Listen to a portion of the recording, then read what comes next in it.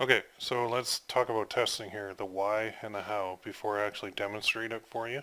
So why, there's three reasons. Reason number one, our opinion basically does not matter much. So people always ask me, what do you think of this sign? What do you think of this one? Well, honestly, what I think doesn't really matter. I mean, I've got experience and I can point out some design flaws, but from a connection point of view, the only thing that matters is hard data. So we tend to like fall in love with designs that we do. We think, oh, this is going to be great. This is going to be so well. And then when it flops, we get really disappointed. Kind of like a relationship. We go in it excited and it's not working out. We want to get out of it, but we don't know how.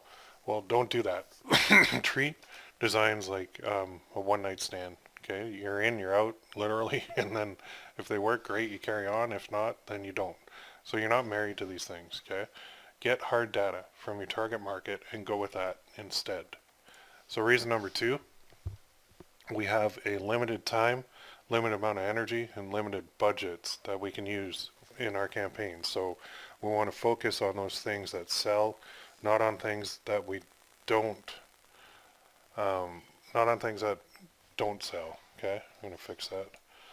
Sorry about that. Testing saves us everything. Saves us time, saves us energy, and saves us money long term. Okay, so we're testing for reasons. The other reason is all major brands test. Ever hear of like product research groups? So these groups basically are given products and they're asked for their feedback.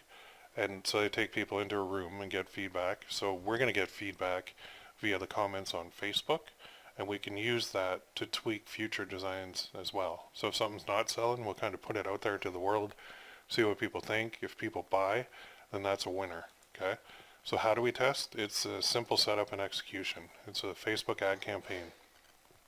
But here's the key. We're going to do our tests in batches of 5. So those 5 designs are going to compete with each other. We pick the best one of the 5 and we go with that. So which one is the best? Well, the best one is the one that got sales. Frankly, that's how it works, because money talks. You can't deposit like, shares, or comments into your bank account, but you can deposit money. So the one that gets the sales are the ones that we go after. If all 5 get sales, we found 5 winners. If none get sales, then we didn't find any winners. So that's how we judge them. If it got a sale, it's a winner. All 5 of these are going to run to the same audience. All 5 of them are going to run on the same start day anyway. And then we have a dedicated test campaign. And within it, we're going to have ad sets for each niche that we're in. So for me, I'm in dad to son. So that it's going to have one ad set, and all of my tests are going to go in that one ad set. So I'm going to show you how to do that. I'm going to show you over the shoulder. So don't panic if you can't picture it in your head yet. You're going to be able to follow me as I do it step by step. So let's start testing. You simply cannot skip this step. And here's the other thing. Once you find winners, I don't want you to just stop testing. You should always have testing going on in the background. And I would say make it a rule that 20% of your time, energy, and budget is spent on tests. 80% is spent on winners. Now, when you're first starting out, it's 100% testing because you don't have any winners yet. Okay, hope that makes sense. If you have any questions, let me know.